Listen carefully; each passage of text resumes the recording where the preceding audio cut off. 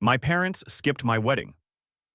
For my brother's last-minute party, then texted, "Don't make this about you. He needed us more tonight."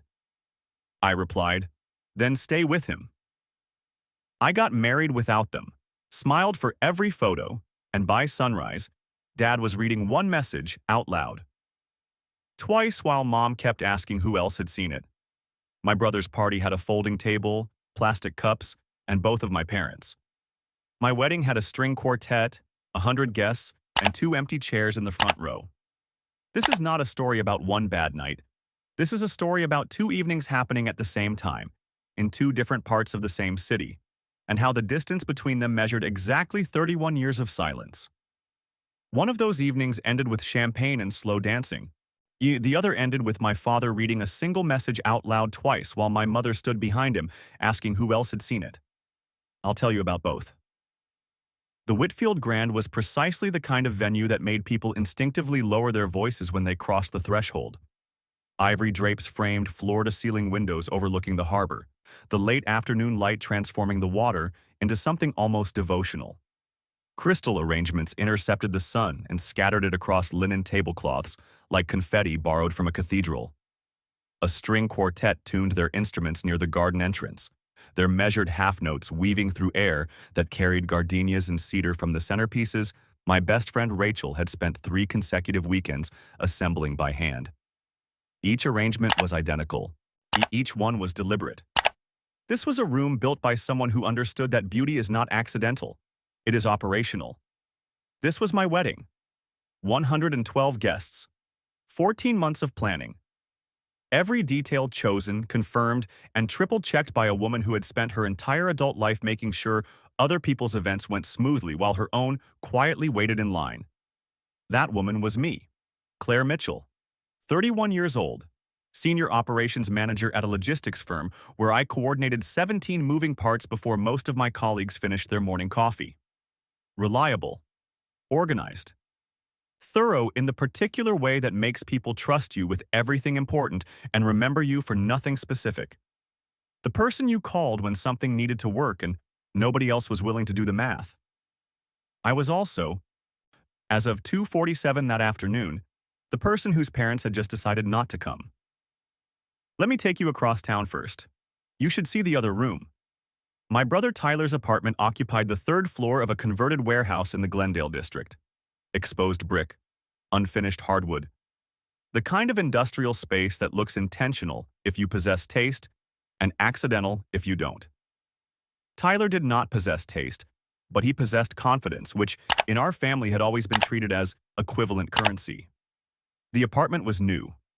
He'd signed the lease 3 months prior with my name as co-signer because his credit score resembled a phone number from the wrong decade. I never mentioned this to our parents. I never mentioned anything like this to our parents.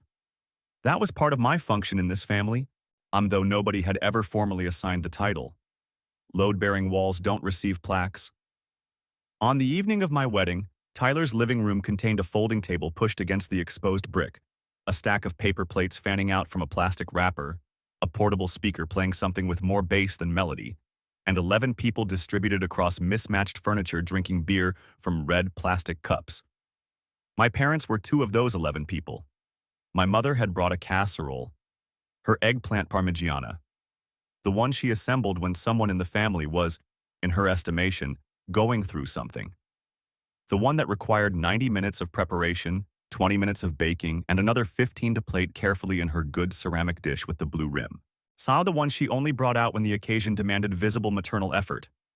She had time for all of that, the slicing, the layering, the careful arrangement of basil, the hand-washing of the blue-rimmed dish. She did not have time for the 26-minute drive to the Whitfield Grand. Let me go back to 11 a.m., the morning of the wedding. The last morning I would spend believing in the system. I was in the bridal suite with Rachel, my cousin Megan, and 2 bridesmaids. The room was bright and unhurried. My dress hung on the window hook where the morning light caught the beadwork and made it shimmer in slow pulses, like something breathing. A vanity table held Rachel's meticulous flower arrangements. Champagne sat untouched in a silver bucket. The air smelled like hairspray and possibility. My mother was supposed to be there, or she had confirmed 3 times. once at dinner 4 weeks ago, once via text the previous Sunday, once more on Thursday when she called to ask whether the veil needed steaming, and I told her no, it was fine, everything was fine, just come. At 11:14, I sent her a photo of the suite, the harbor view through the tall windows, the flowers Rachel had placed on the vanity, a small message beneath it that said, "Getting ready, wish you were already here." No response. At 11:30, I sent a second message. "Running on schedule, Dad's suit pressed?" Nothing. At noon, I called. It rang 5 times and went to voicemail. I told myself she was driving. I told myself the phone was in her purse on the back seat and she couldn't hear it over the radio. I was still telling myself stories at noon. That would stop by 3. What I didn't know, and would not learn until the following week, is that by noon my mother had already completed 3 separate phone calls. Not to me. To my Aunt Patricia, her older sister, and the family's de facto matriarch. To my fiancé Matt's mother, a woman who had treated me like a daughter for 2 years.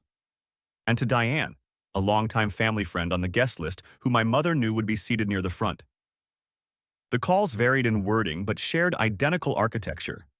She told each of them the same essential story, that Tyler was in a bad place, that they were torn, that they would try to make it, but if they couldn't, to please tell Claire they loved her. Damage control, narrative management, the framing of absence as agonized sacrifice rather than deliberate selection. She called 3 people to shape the story before she called her own daughter to deliver it. That is not a woman caught in an impossible situation. That is a woman operating a communication strategy. At 2:47 p.m., my phone buzzed on the vanity. Megan was pinning the final section of my veil. The room was quiet. The champagne had been opened. Someone had put on soft music. The ceremony was 3 hours away and the air had that specific, suspended quality that precedes the most important evenings of your life. The text was from my mother. I picked it up. I read it once. I read it again. Then I set the phone face down on the vanity with the kind of deliberate, controlled motion that, if you knew me well enough, told you everything. "Sweetheart, your brother is having a really hard time. He organized a last-minute get-together and he's fragile right now. Dad and I feel we need to be there for him tonight. Please don't make this about you. He needed us more tonight. We love you, and we know you'll have a beautiful evening. Don't make this about you. On my wedding day." The sentence wasn't cruel in the way cruelty usually announces itself. There was no raised voice, no slammed door, no venom you could point to and say, "There, that's where the damage was." It was worse than that. It was a sentence so practiced, so reflexively deployed, that my mother had probably typed it without pausing. She had said versions of it my entire life. "Don't make this about you. Your brother needs us. You understand. You always understand." And she was right. I did always understand. I just hadn't seen until that moment. That understanding and acceptance were not the same thing. Rachel saw my face change before I said a word. She didn't ask what happened. She set down the hairpin she was holding, crossed her arms, and waited. 15 years of friendship had taught her the difference between my processing silence and my something has broken silence. This was the second kind. I picked up the phone and typed 5 words. Then stay with him. Send. Mute. Lock. Face down on the vanity. I looked at myself in the mirror. The veil was crooked. Megan fixed it without being asked. Across town, at approximately the same time, my father was standing in the hallway of my parents' house. He was wearing his suit, the navy one. Pressed 2 days ago. Silver pocket square my mother had picked to match the wedding colors I'd sent them 4 months prior. Shoes polished. He was, by every external measurement, a man prepared to attend his daughter's wedding. My mother came down the stairs with the casserole dish in both hands, the blue-rimmed one, and told him they needed to leave for Tyler's. He looked at her. He looked at the front door. He looked down at the suit. He said something about the wedding starting in 3 hours. She told him that Claire had Matt. She had Rachel. She had 100 people coming, and that Tyler had no one tonight. He said she was their daughter. She said Tyler was their son, and right now, he needed them more. She told him they could call me from the car, that I'd understand, that I always understood. He stood there for 5 seconds. 5 seconds is not a long time, but it was long enough to choose and short enough to pretend he hadn't. Then he walked upstairs. Took off the suit, hung it on the back of the bedroom door, put on khakis and a gray pullover, and drove his wife and her casserole to their son's apartment. Now let me show you the ledger. Because the wedding was not a single event. It was the final entry. When I was 18, my parents were supposed to drive me to college. Move-in day, boxes labeled, van rented. I was standing in the driveway at 7 a.m. when my mother came outside holding her phone. She told me Tyler had gotten into a fight with his roommate, that he was very upset, that they needed to go pick him up. I looked at the van. I looked at my boxes. My father was already reaching for his car keys without being asked. What about move-in? She put her hand on my shoulder. The comforting hand. The one she used right before delivering a sentence I was expected to absorb. Mrs. Anderson can take you, she offered. You'll be fine, Claire. You're always fine. Mrs. Anderson drove me to college in her Honda. I unloaded my own boxes, built my own bed frame, called home at 8 p.m. from a bare mattress. My mother picked up mid-sentence, already talking to someone in the room. She told me she was glad I was settled, that Tyler was feeling much better, that they were relieved. His name before mine.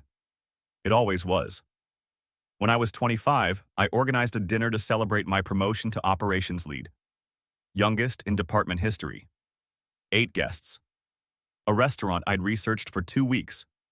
My parents confirmed twice. The morning of the dinner, Tyler went to the ER chest tightness. Panic attack. Treated and discharged by noon. I called that evening. Television in the background. Someone eating from a plastic cup. How's Tyler? Oh, he's fine. Eating pudding and watching some nature show. So he's okay. He's okay. I waited for her to mention the dinner, the restaurant I'd had to cancel, the 8 people I'd had to call. She didn't. I had to cancel the restaurant, Mom. A pause. Then, with the gentleness of a woman who genuinely believed what she was about to say, you understand, don't you? You always understand. When I was 28, Matt proposed on a Saturday afternoon while I was chopping onions in our kitchen. I called my parents that evening. My voice was shaking with the kind of happiness I had spent my whole life being too practical to feel. My mother listened for approximately 90 seconds. She said congratulations. Then she pivoted into 19 uninterrupted minutes about Tyler's breakup with his girlfriend that week, on the emotional trajectory of his sadness, the meals she had been driving to his apartment, the worry lines she was developing on her own face. I held the phone and watched the ring on my finger catch the kitchen light, and I thought, the most important yes of my life just became a footnote in my brother's week. And now, the wedding. The last milestone. The one I'd spent 14 months building because I still believed that when the people you love commit to showing up, the act of showing up is sacred. They showed up for the folding table. 4 p.m., the Whitfield Grand. Rachel pulled me into the hallway outside the suite. She had her phone in her hand and a particular expression I recognized from 15 years of friendship. The expression that meant she already knew something and was deciding whether I could absorb it. They're not coming, she said. Not a question. No. She nodded once. Then she told me that Matt's dad was downstairs and that he had asked her to ask me something, but only if I wanted to hear it. He wanted to know if I'd like him to walk me down the aisle. Robert Sullivan, my fiance's father. A retired civil engineer with a quiet voice and the kind of steady, unremarkable presence that you don't notice until you need it, and then you realize it was always there. He had known me for 3 years. He had never once asked me to explain why my family worked the way it did. He simply observed, adjusted, and showed up. Every dinner, every holiday, every small, unimportant Tuesday that turned out to be important after all. I said yes before I finished exhaling. Across town, under the folding table had been pushed further against the wall to accommodate more arrivals. Tyler's friends had brought a case of craft beer and a bag of chips already half empty. The bass thumped through the exposed brick like a second heartbeat.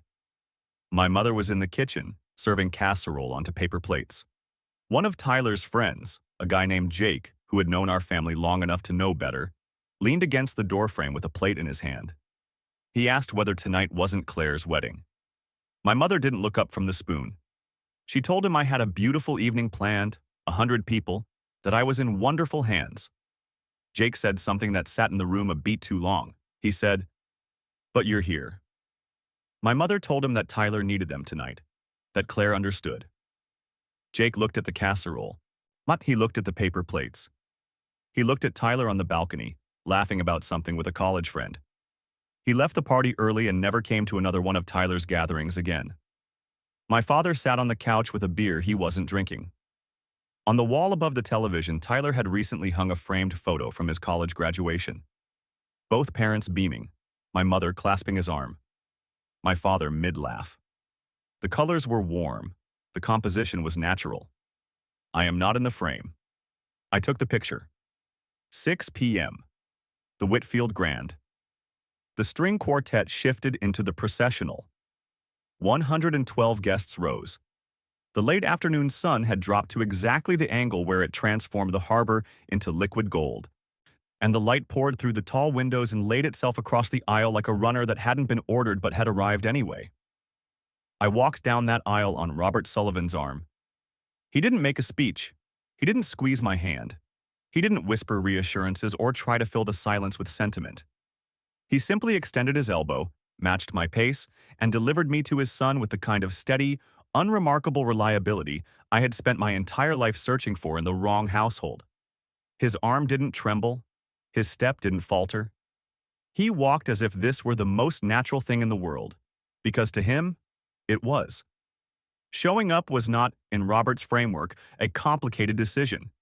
It was just what you did. The front row had 2 empty chairs, reserved signs still taped to the seats, where Rachel had offered earlier to remove them, but I told her to leave them. I wanted the absence visible. I wanted it to sit in the room carrying the same weight it had always carried in my life, except this time, other people could see it too. You can hide a pattern inside a family for decades. You cannot hide 2 empty chairs in a front row. The photographer, a woman named Karen with 30 years of experience and the kind of editorial instinct that separates great photographers from competent ones, noticed the chairs immediately.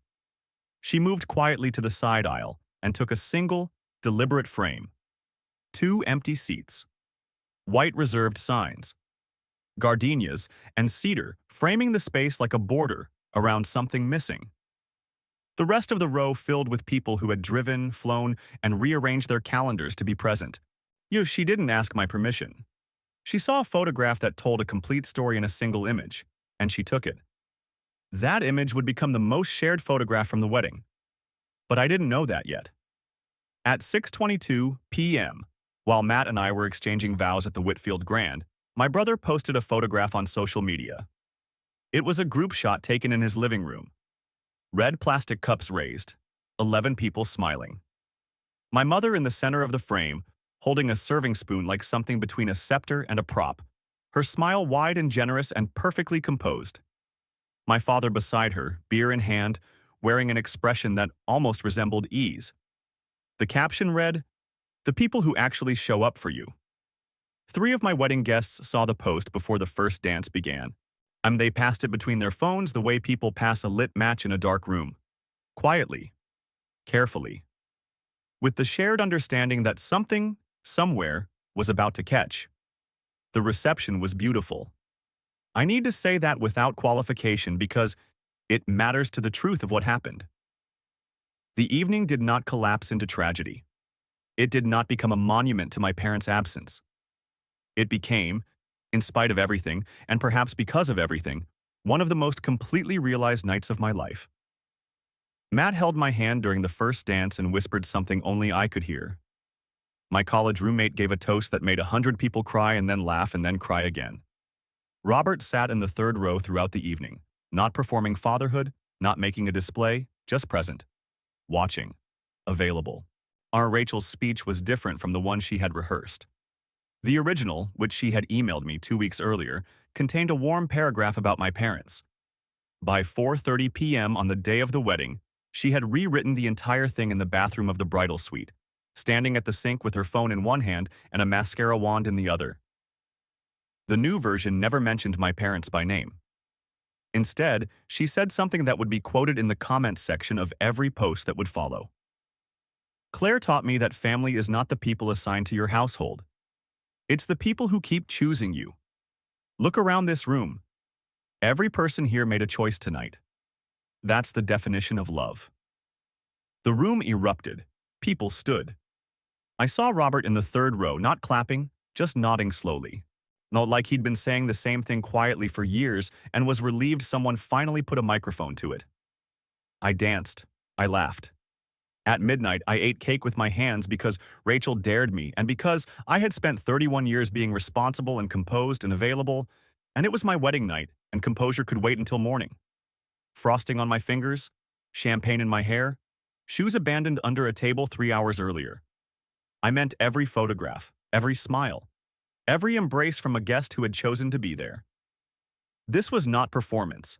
This was the first evening of my entire life where I allowed myself to feel joy without keeping one eye on my phone in case someone needed me to manage their crisis. Nobody needed me to manage anything. And I discovered, standing on a dance floor at the age of 31 with buttercream on my knuckles, that a room full of people who chose you is worth more than a lifetime of people who ranked you. Across town, by 10 p.m., the party was fading. The folding table wore ring stains, and a half-demolished casserole slowly congealing in the ceramic dish. My mother was at the sink washing the blue-rimmed dish with more attention than the task required, the way a person cleans something when they are trying not to think about something else. My father was on the couch, phone in his hand now, checking the screen every few minutes. Not calling, not texting, just looking at it the way a man looks at a door he walked past hours ago and cannot walk back through. Tyler came in from the balcony and dropped onto the couch beside him. He said it had been a good night. My father didn't answer immediately. Tyler said it again. My father said, yeah, it was good. Tyler leaned back and said he'd needed this. Just people around him, no pressure, just people who cared. My father looked at him, looked at his phone, looked at the graduation photo on the wall. Then he asked Tyler if he knew today was his sister's wedding. Tyler said he knew, but that she'd had her whole thing planned, that she didn't need them there. My father's mouth opened, then closed. He put the phone in his pocket, and I'm told he didn't speak again for the rest of the evening. My mother dried the dish, placed it in her bag, and said it was time to go. In the dim parking lot, walking to the car, my father said something he almost never said. Do you think we should have gone to the wedding?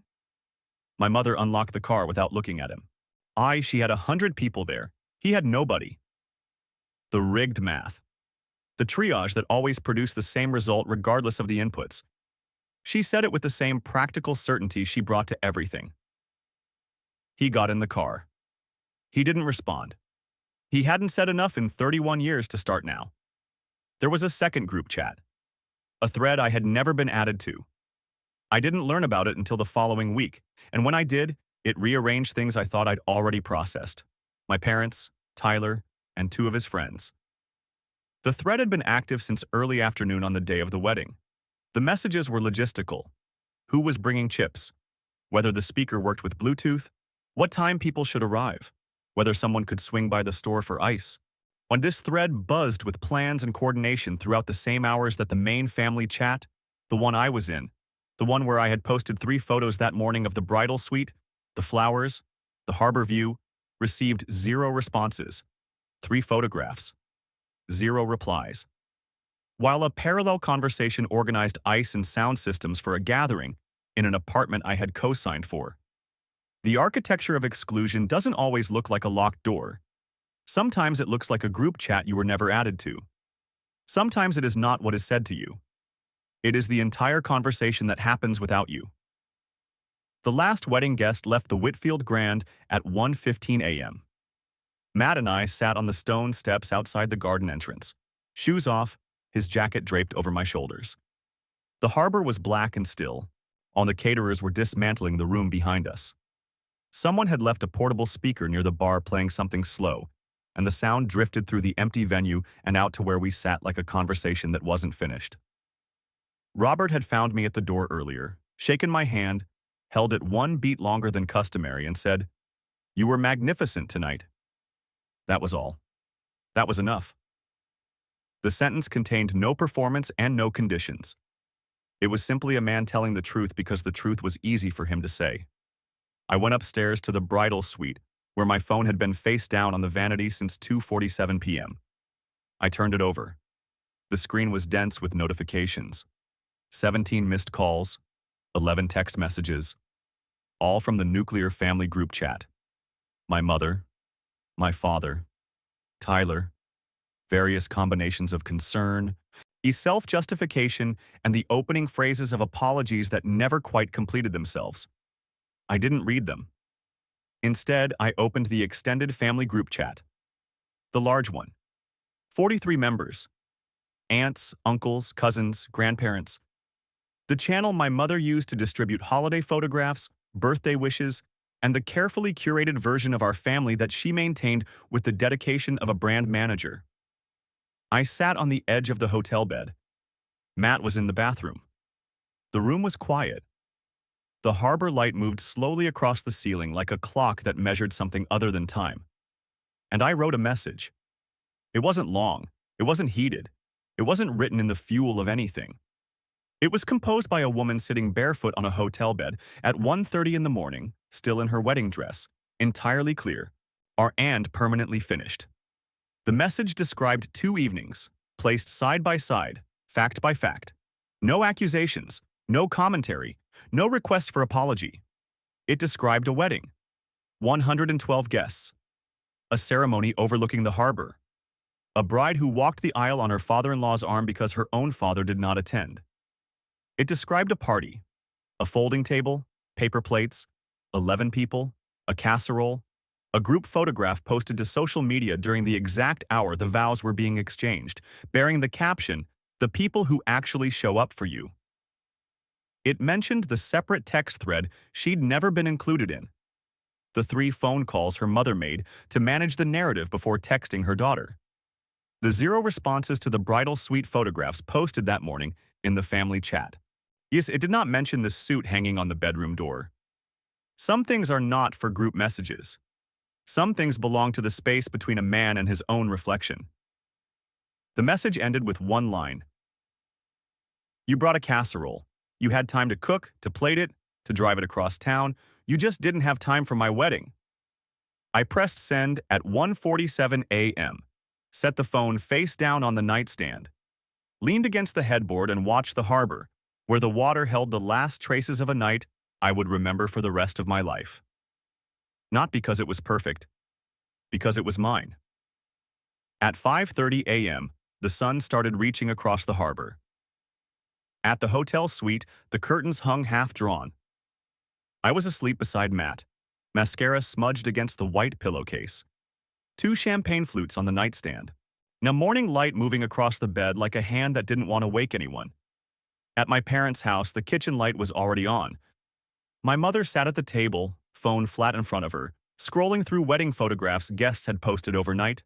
The ceremony, the reception, the first dance, the cake, the laughter, the crowded tables, the empty chairs.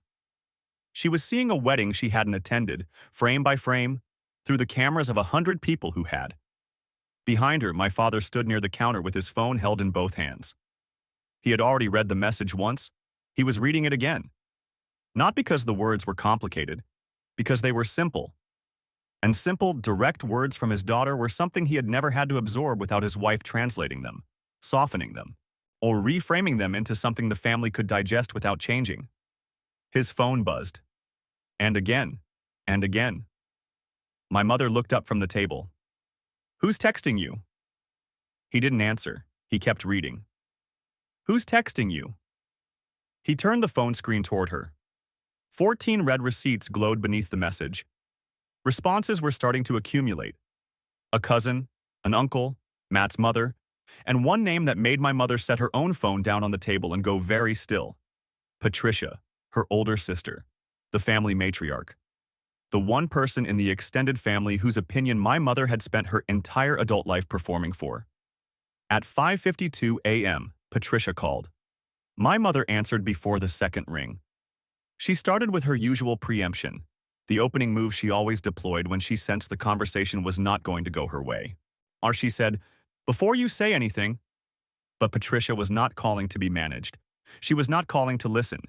She was calling to deliver a single question. And the question arrived in a voice so flat and measured that my mother did not attempt to interrupt it. "You made your eggplant parmigiana. You drove it across town in your blue dish. And you want me to believe you couldn't drive 26 minutes further to your daughter's wedding? Tell me, Susan, what casserole is worth this?" The line did not disconnect. Patricia simply stopped speaking. And the silence that remained on the other end was more devastating than anything she could have said, because it left my mother sitting in her kitchen at dawn, holding a phone with no one on the other end, in a room where the only audience was her husband. And he was still reading the same message for the second time. My father hadn't moved from the counter. At some point during the call, his gaze had drifted down the hallway to the bedroom door. The suit was still hanging there, the navy one, exactly where he'd placed it the evening before. The silver pocket square was still folded in the breast pocket. The polished shoes were still paired neatly by the closet. Everything had been ready. He had been ready. He just never walked through the door. The fallout arrived the way water finds cracks in a foundation. Quietly at first, then structurally. Within 2 days, the wedding photographs had circulated through the extended family. The image that traveled fastest was Karen's. 2 empty chairs, white reserved signs, cedar and gardenia flanking the absence. The rest of the row occupied by people who came. Nobody captioned it when they shared it. Nobody needed to. The photograph was its own caption. Within a week, Matt's parents stopped returning my parents' calls. Not aggressively, not with a declaration, just with absence. The precise kind of absence my parents had given me. Sunday dinner invitations stopped arriving.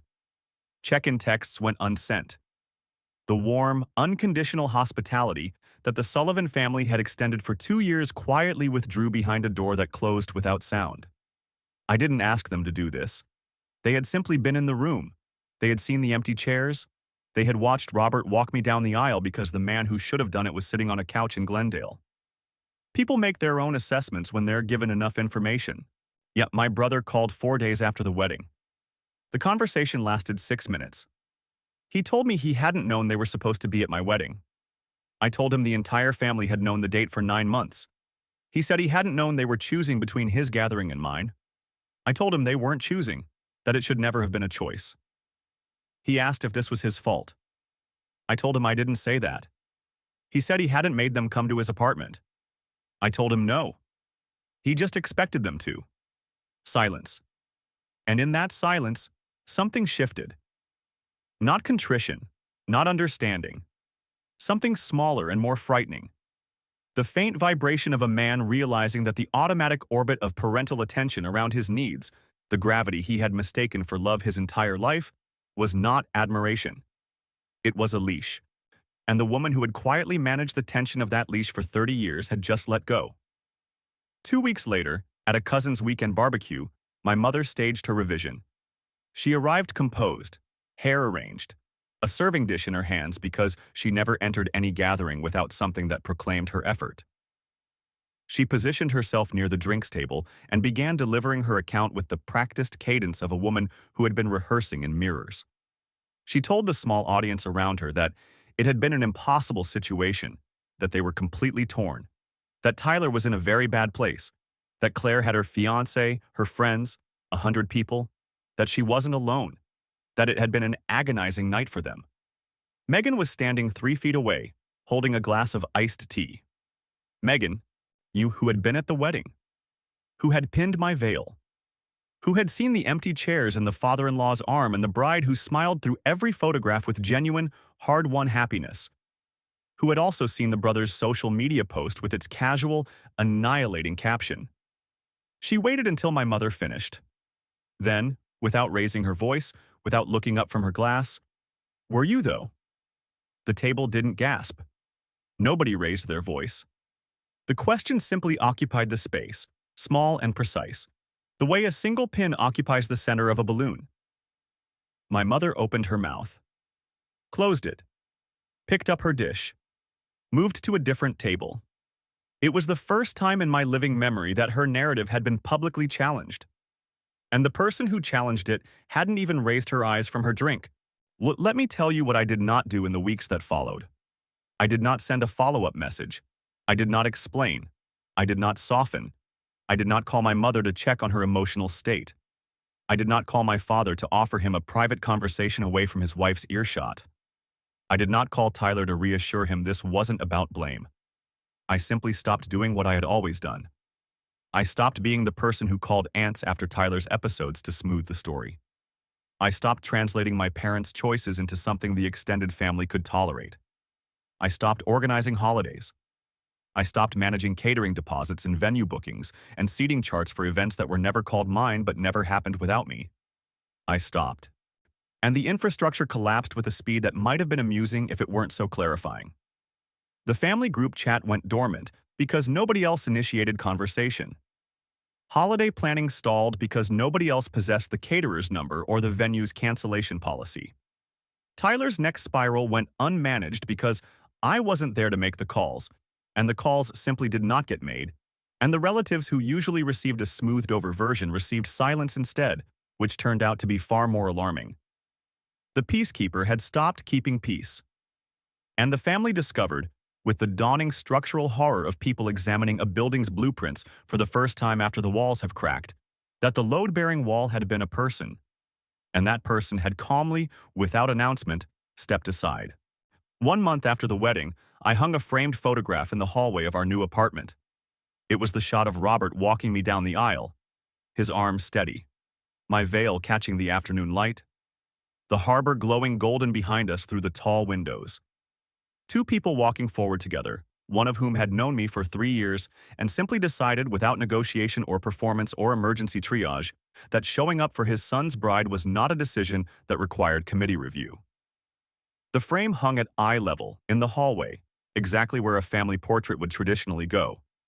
It was the first thing visible when you walked through the front door. No caption.